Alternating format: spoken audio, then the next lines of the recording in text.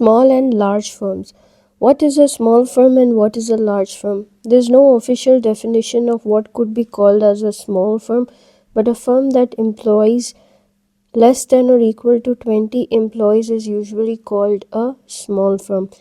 The size of the firm can be measured using number of employees, market capitalization, the profits and the revenues they generate. Yet, there is no specific definition and it varies industry wise. Classification of a firm depends upon the market and the industry it operates in, also the market share that it has.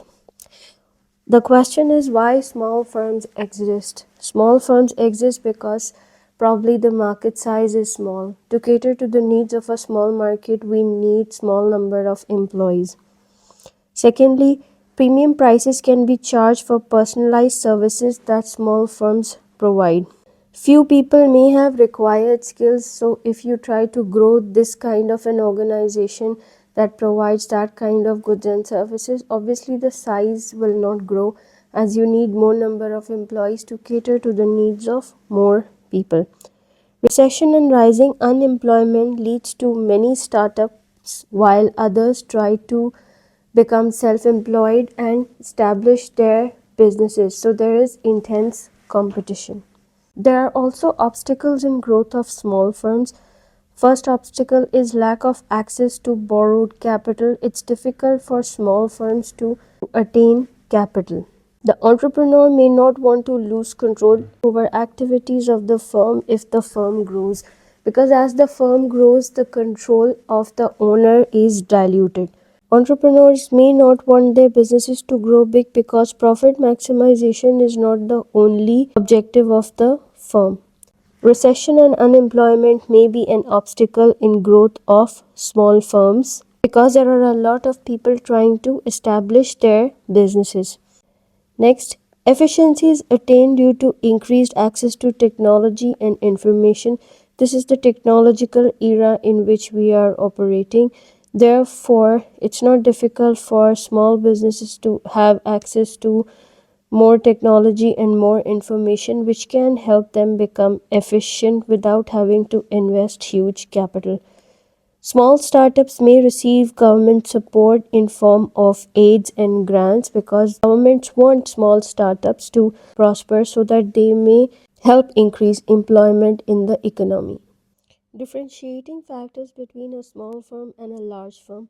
Small firm does not have access to huge capital, borrowed capital, whereas it's easier for larger firms to get borrowed capital. Small firm has more control because of less number of employees, whereas large firms lose control. Small firms may receive financial help from government and there is no such thing happening with the large firm. Small firms may be more efficient than a bigger corporation in terms of resource allocation, whereas larger firms they are hardly efficient. There are inefficiencies present in market structures where bigger firms operate. However, there is a notion that only larger firms can compete on a bigger level or in a market where multinationals are present. Reasons for growth of a firm. Why firms pursue growth? Number one is to achieve actual reduction in the average total cost through economies of scale. This is the main motive behind merger and acquisition, and firms attain competitive edge over others globally when they achieve synergies in form of combined knowledge, combined R&D, combined technology, and combined manpower as well. Second one is to capture bigger market share, enhance revenues, and enhance profits. Third, to become risk tolerant through diversification. Diversification means to operate in more than one market and to operate in more than one products as well. Diversification takes place when a business operates in totally unrelated businesses. For example, somebody who is dealing in manufacture of cars is also manufacturing cloth. These are two completely unrelated businesses. But why do businesses need to diversify? We will look at it further in this chapter when we study how firms grow. to reap benefits of economies of scope by enhancing their product line. Economies of scope is a concept where an organization reduces their unit cost to produce products by producing a variety of products without having to invest in additional capital. They use the same capital to produce a variety of products for other unrelated businesses, to capture underutilized resources of another business through mergers and acquisitions. These are the main motive for the firms to grow. How do firms grow? Firms may grow internally, where they retain some of their profit instead of paying it to the shareholders and reinvest it in business. This is also called organic growth. They may grow externally, which is faster as compared to internal growth. Growth can be achieved by focusing on new product development, other product related strategies, and international expansion. External growth, on the other hand, can be achieved through mergers and acquisition, licensing, franchising, and strategic alliances, joint ventures, and diversification as well. Diversification is also a kind of external growth, as I explained earlier.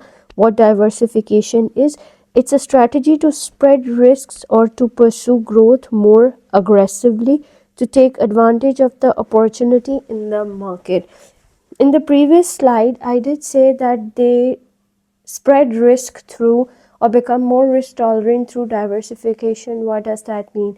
I gave example of a car manufacturer manufacturing cloth also.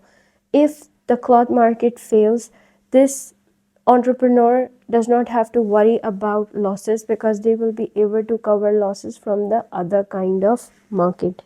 Now we'll have a look at all of these growth strategies one by one. Internal or organic growth does not rely on outside intervention, and all the decisions as well as finances come from inside the organization. External growth, on the other hand, is more fast paced and they rely on establishing relationships with the third parties. In practice, both types of growth can be going on at the same time.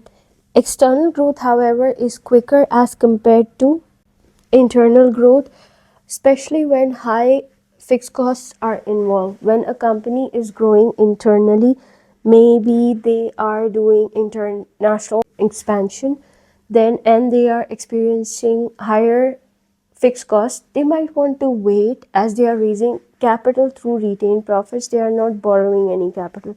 So that growth will be slower as compared to external growth. Common examples of fixed costs that I talked about include rental leases, mortgage payments, insurance payments, property taxes, salaries, interest expenses, some utilities, and depreciation. One form of achieving growth is integration. It is simply a process through which one company merges its operations with that of another company. As I said, they merge their operations. Obviously, integration is kind of an external expansion. Integration can be of two types: horizontal integration and vertical integration. What is vertical integration? And how do we achieve vertical integration? Vertical integration can be forward and backward, as you can see here. Vertical integration can be forward and can be backward. Vertical integration is the integration of supply chain.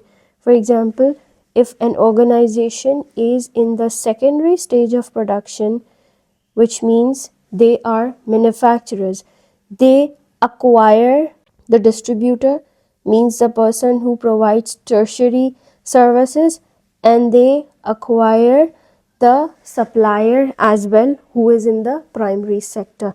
A scenario based example is Starbucks. Starbucks grows its own coffee, means they acquired the suppliers, they did backward integration, and Starbucks supply their final coffee to everywhere in the world wherever they are franchising, if they are franchising.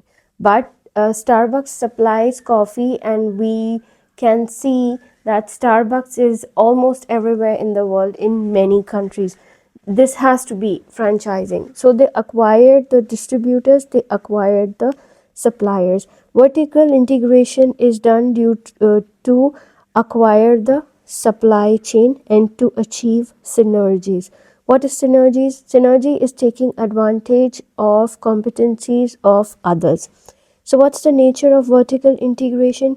You either expand backwards, acquire suppliers, or you expand forward, acquire customers along the supply chain. What is the goal? To lower cost and enhance and protect product quality, improve supply chain efficiency. How do you improve supply chain efficiency? If there's no third party involved, there can be no excuses. For example, if there is low coffee growth in some season due to some unforeseen reasons, Starbucks will be aware. There will be no supplier to give them excuses that we don't have coffee this much that you want and it will cost you more XYZ. All those excuses will be eliminated. And what are the issues? Issues are higher cost structure of suppliers, more difficult to adapt to changes. Also, if you have no experience in being in the primary market of whatever you are producing, then this kind of integration may fail and lead to huge losses. Horizontal integration, on the other hand, is acquisition or merger with competitors, means two companies that are on the same stage of production. If you are in the secondary stage of production, you will acquire or merge with somebody who is also in the secondary stage of production.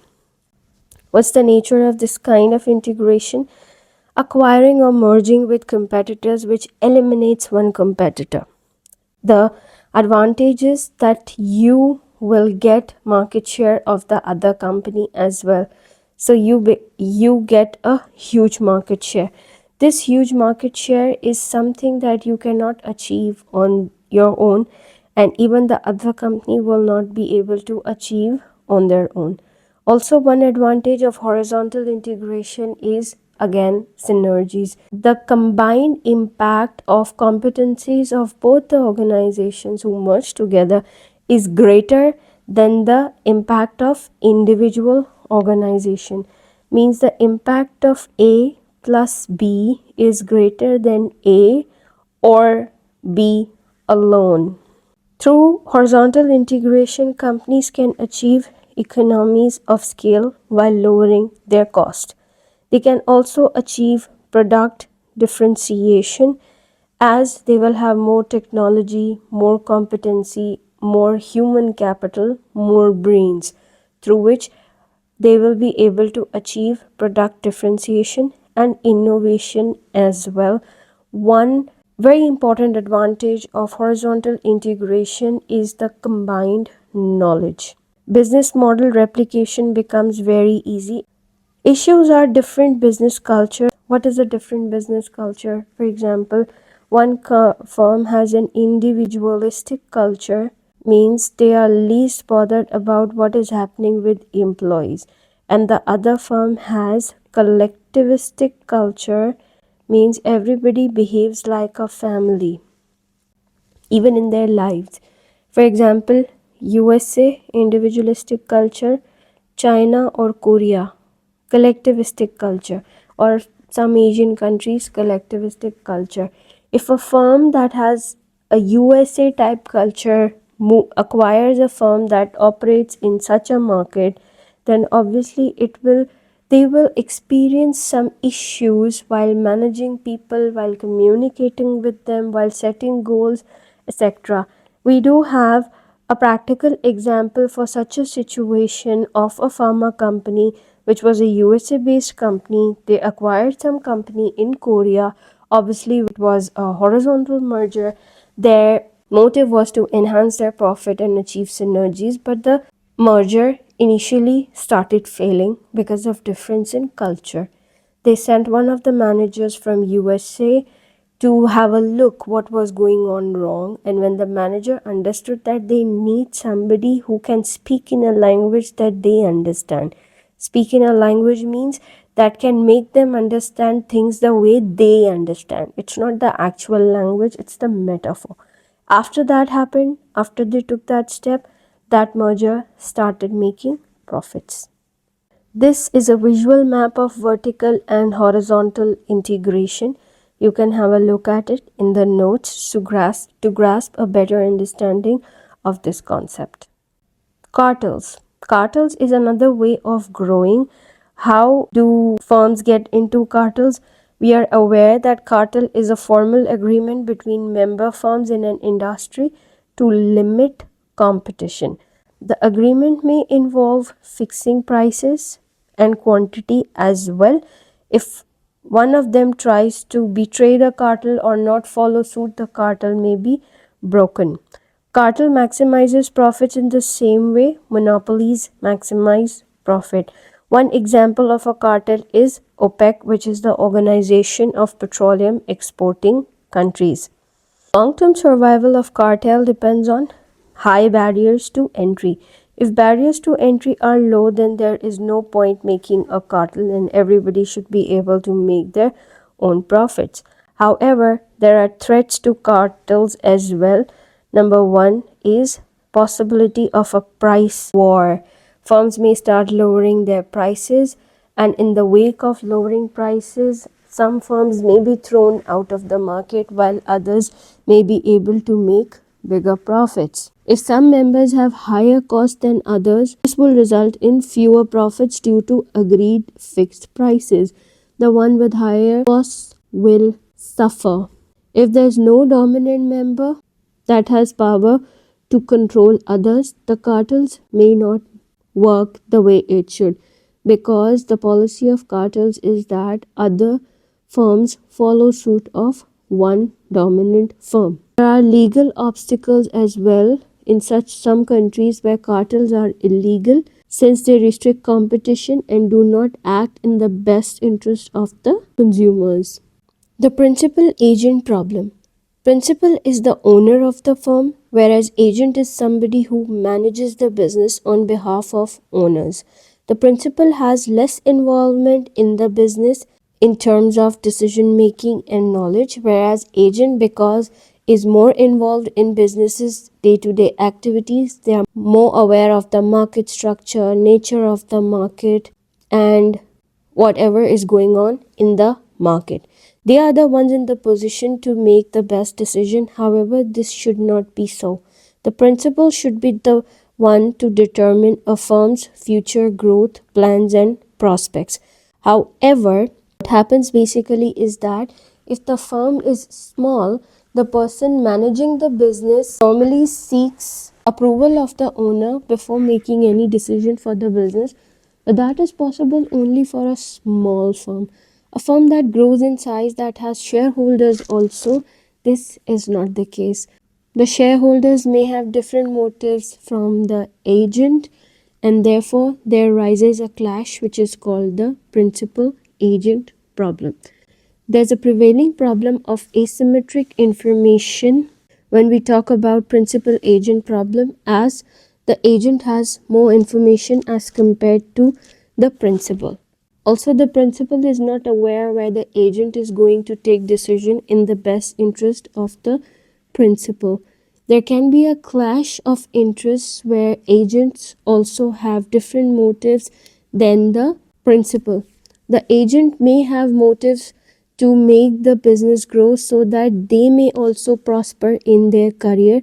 They may have their own career and growth aspects at the heart of any decision they make for the firm.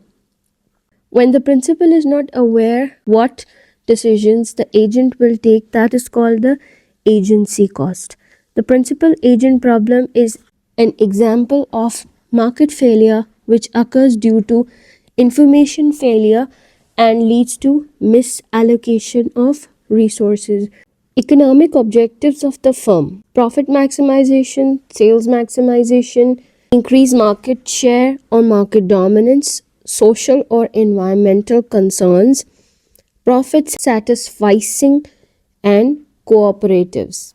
The firm does not always have a single objective while operating, rather, Some of these objectives might overlap. For example, they may seek to increase market share, which may lead to lower profits in the short run but enable profit maximization in the long run. Economic objective refers to the objective of earning the profit and also other objectives which are necessary to be pursued to achieve the profit objectives. Profit maximization is traditional objective of the firm because the core motive of a business's existence is to generate profit. Usually in economics, we assume firms are concerned with maximizing profit, and higher profits mean that they are able to produce higher dividends for shareholders. More profits can be used to finance research and development. The more research and development is done, the more chances of innovation and betterment the business will have. As there is more growth in knowledge and information, the business may be able to lower their cost also, therefore maximizing profit. Higher profit makes the firms less vulnerable to takeover, and higher profit enables higher salaries for workers. When salaries for workers are high, their motivation and satisfaction levels may also be high, as money is one of the core motive for everybody who is on job. Overall, improved employee productivity means overall improved productivity of the organization. How do firms maximize profit? Let's have a look at it through a graph. This is the marginal cost curve, whereas this is the marginal revenue curve for any firm. Profit is maximized where marginal revenue is equals to marginal cost. When we have solid lines where marginal revenue is greater than marginal cost, the firms have higher profit margins. But where marginal cost is greater than marginal revenue, the firm is suffering a loss on each successive unit of output. However, at this point, output Q, this is the profit maximization output where marginal revenue is equals to marginal cost. At this point, somebody might think why the firm want the marginal cost to be equal to marginal revenue. To understand this completely, you will have to go to previous lectures where I have explained the concept of economic profit. Second motive or second objective of the firm is sales maximization.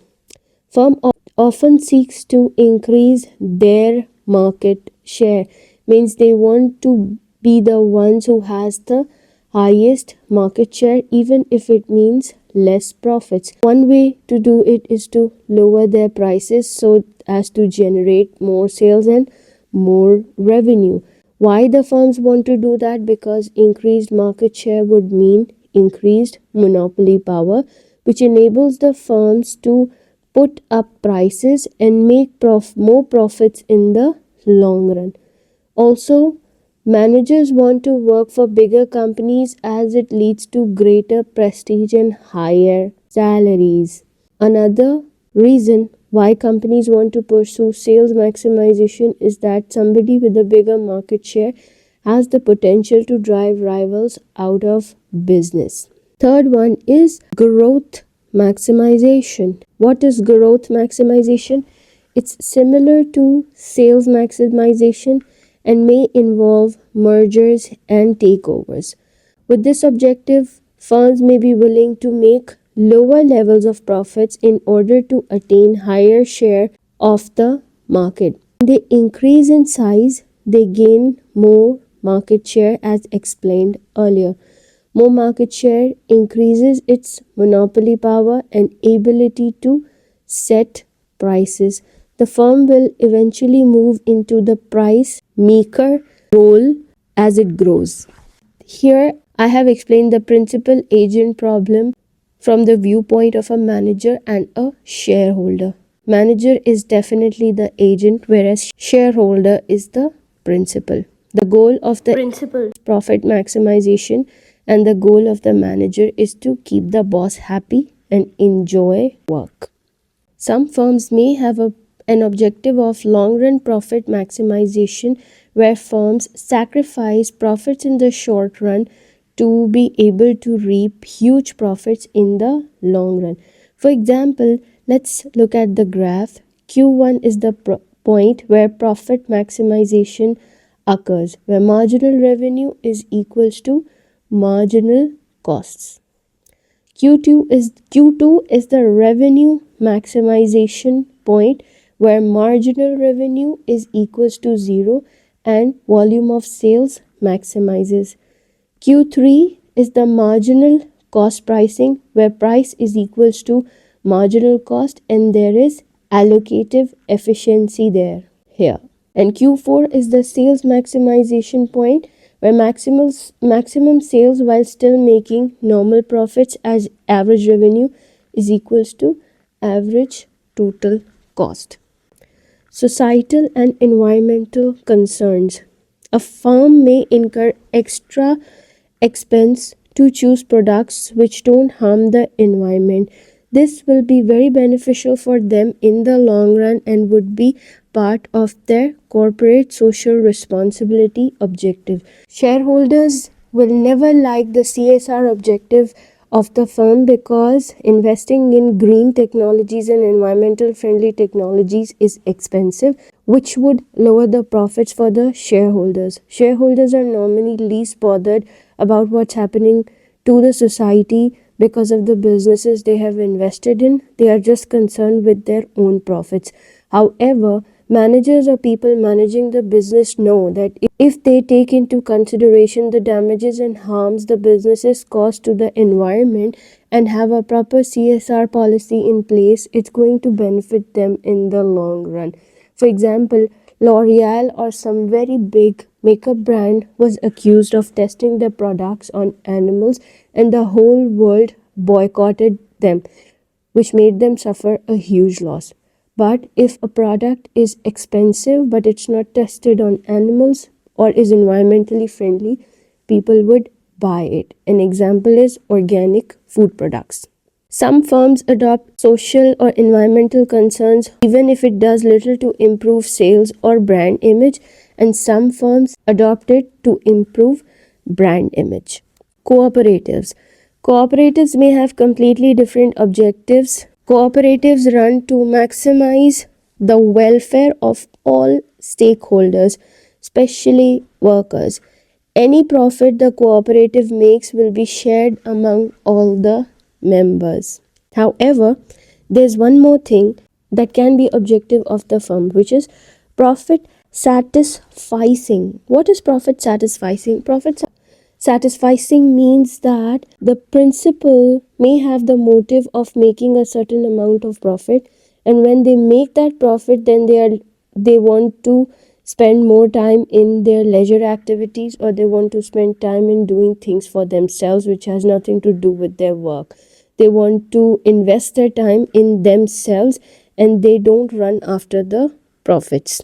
Firms may change their objectives from time to time depending on factors such as economic situation, global and local, market conditions, and stage of business life cycle.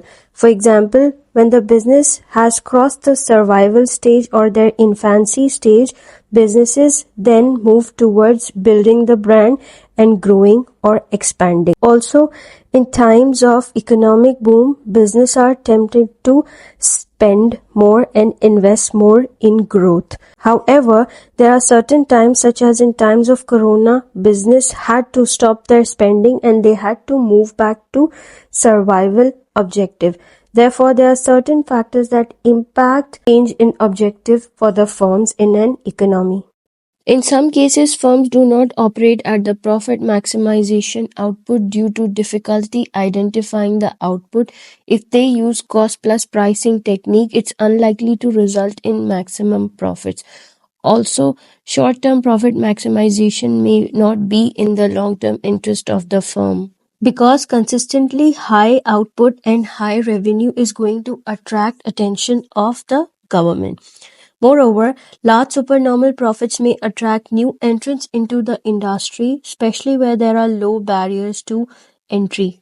High profits can adversely impact the relationship between the firm and its stakeholders, because customers and the workforce may think that the senior managers and shareholders are earning a considerably larger return. Also, profit maximization may not appeal to the management who have different objectives as compared to the shareholders. Higher profits may trigger other firms to enter the market and raise competition for the firms. To achieve the objective of profit maximization, firm uses a strategy which is called price discrimination. Price discrimination can be practiced in three ways. There are three degrees of price discrimination. Price discrimination is a pricing policy that can be used by any firm to increase profits by reducing consumer surplus and converting it into producer surplus. This cannot be done though in a perfect market. First degree of price discrimination is when each unit is sold at a different price to each consumer. The price is unique to each consumer and transaction. This, though, is very difficult to do and is possible only in the service sector. In all these cases, the demand curve is the marginal revenue curve, indicating that the marginal revenue is the same as the price. The second degree of price discrimination is called a purchase discount, where progressive discount is given when the quantity purchased increases. The consumers are willing to purchase more and more quantity when the price of an additional quantity of unit purchase decreases. It means that the seller can charge the highest price for the first unit, whereas the price for all the subsequent unit keeps declining. The third degree of price discrimination is the most common form of price discrimination, where the firms assume that different groups of consumers have different price elasticities of demand for a good. So for groups where demand is not price elastic, those groups are charged the highest price, whereas the groups for which the demand is price elastic, lower prices are charged from them. An example of price discrimination is where lower fares are charged from people who buy tickets early on, whereas the product is not the same. Product is similar for those who have paid higher prices as well as for those who have paid lower prices. The core motive of price discrimination is revenue maximization. If that does not happen, there is no point in applying price discrimination. Let's look at the consequences of price discrimination. The graph shows possibility for a monopolist to use price discrimination to produce a profit when the firm that is charging a single price is not able to cover costs. Basically, the monopolist is effectively able to take consumer surplus and convert it into profit. Why? We can see that this is the price that the monopolist is charging right now. This price is well below the average total cost. It means that the revenue that they are generating is not enough to cover the cost. It would have been enough to cover the cost if it would have been on the point where this touches the lowest point on the average total cost curve. But we can see that the revenue point here, the point at which this line touches the marginal revenue curve, is slightly below the average total cost point. So this firm is not making a profit, this firm is making short-term losses. If triangle A and triangle B are equal, means consumer surplus and part of producer surplus is the same, it means that the firm is producing at break even. If triangle A is larger than triangle B, then the monopolist makes a supernormal profit. As long as consumers are prepared to pay a higher prices, there is no consumer exploitation.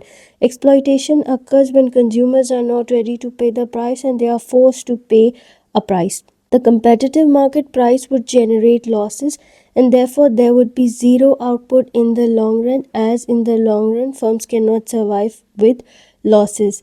If a firm wishes to split up the market into different segments and charge different prices, it must have a mechanism for keeping the markets separate. This is one thing. Second thing, it must also avoid the possibility of consumers buying at a cheaper price and then selling on the product at a higher price.